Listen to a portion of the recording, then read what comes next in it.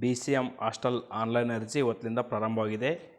ಈ ಒಂದು ಹಾಸ್ಟೆಲ್ ಅರ್ಜಿ ಬಂದುಬಿಟ್ಟು ನೋಡಿ, ನೋಟಿಫಿಕೇಷನ್ ಇದೆ.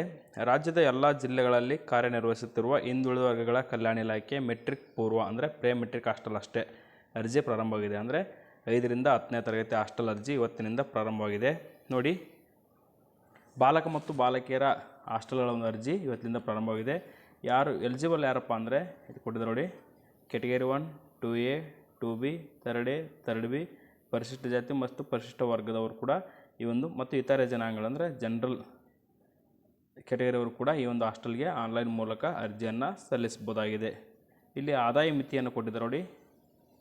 ಪ್ರವರ್ಗ 1 SC ST ಜಾತಿಯವರಿಗೆ ಪ್ರವರ್ಗದವರಿಗೆ 1 ಲಕ್ಷ ರೂಪಾಯಿ ಮತ್ತು ಉಳಿದಂತೆ 2A, 2B, 3A, 3B ಇತರೆ ಹಿಂದುಳಿದ ವರ್ಗದವರಿಗೆ ಮತ್ತು ಜನರಲ್ ಅವರಿಗೆ 44,500 ರೂಪಾಯಿ ಆದಾಯ ಮಿತಿ ಇರತಕ್ಕಂಥದ್ದು. ವಿದ್ಯಾರ್ಥಿಗಳು ಆನ್ಲೈನ್ ಮೂಲಕ ಅರ್ಜಿ ಸಲ್ಲಿಸಬೇಕಾದ್ರೆ ಈ ಒಂದು ಅಫಿಷಿಯಲ್ ವೆಬ್ಸೈಟ್ನಲ್ಲಿ ಆನ್ಲೈನ್ ಮೂಲಕ ಅರ್ಜಿಯನ್ನು ಸಲ್ಲಿಸಬೇಕು. ಆನ್ಲೈನ್ ಮೂಲಕ ಅರ್ಜಿ ಸಲ್ಲಿಸಲು ಕೊನೆಯ ದಿನಾಂಕ ಬಂದುಬಿಟ್ಟು ಜುಲೈ 10 ಲಾಸ್ಟ್ ಡೇಟ್ ಆಗಿರ್ತಕ್ಕಂಥದ್ದು. ನೋಡಿ ವಿದ್ಯಾರ್ಥಿಗಳೇ,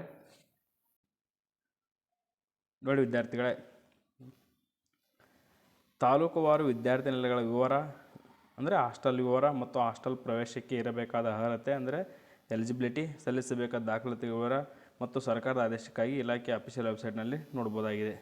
ಅರ್ಜಿ ಸಲ್ಲಿಸಲು ತಾಂತ್ರಿಕ ತೊಂದರೆಗಳಿದ್ದರೆ ಈ ಒಂದು ಕಾಂಟ್ಯಾಕ್ಟ್ ನಂಬರ್ ಇದೆ, ಈ ಇಮೇಲ್ ID ಮಾಡ್ಬೋದು ಮತ್ತು ಈ ಒಂದು ಕಾಂಟ್ಯಾಕ್ಟ್ ನಂಬರ್ಗೆ ಫೋನ್ ಕೂಡ ಮಾಡ್ಬೋದು.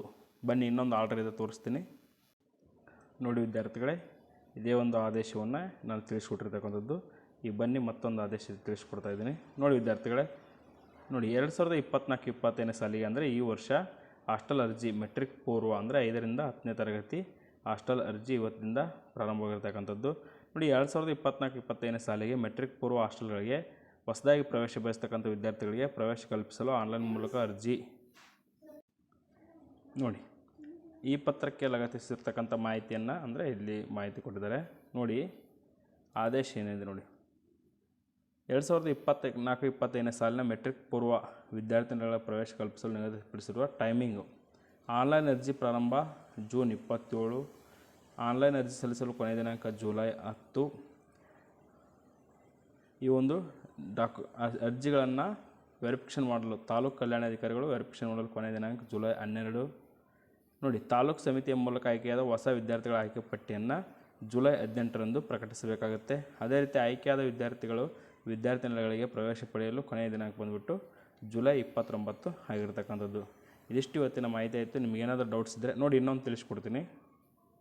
ನೋಡಿ ವಿದ್ಯಾರ್ಥಿಗಳೇ, ಈ ಒಂದು ಹಾಸ್ಟೆಲ್ಗೆ ಅರ್ಜಿ ಸಲ್ಲಿಸಲು ಈ ಲಿಂಕ್ ನಿಮಗೆ ಅಷ್ಟು ಸುಲಭವಾಗಿ ಸಿಗಲ್ಲ. ಈ ಲಿಂಕ್ ಏನು ಮಾಡ್ತೀನಿ ಅಂದರೆ ಈ ಒಂದು ವಿಡಿಯೋದ ಕೆಳಗೆ ಕಮೆಂಟ್ ಸೆಕ್ಷನಲ್ಲಿ ಪಿನ್ ಮಾಡಿರ್ತೀನಿ. ಅಲ್ಲಿಂದ ನೀವು ಡೈರೆಕ್ಟಾಗಿ ಕ್ಲಿಕ್ ಮಾಡಿ ಆನ್ಲೈನ್ ಮೂಲಕ ಅರ್ಜಿಯನ್ನು ಸಲ್ಲಿಸಿ ಅಂತ ಹೇಳ್ತಾ, thank you for watching this video.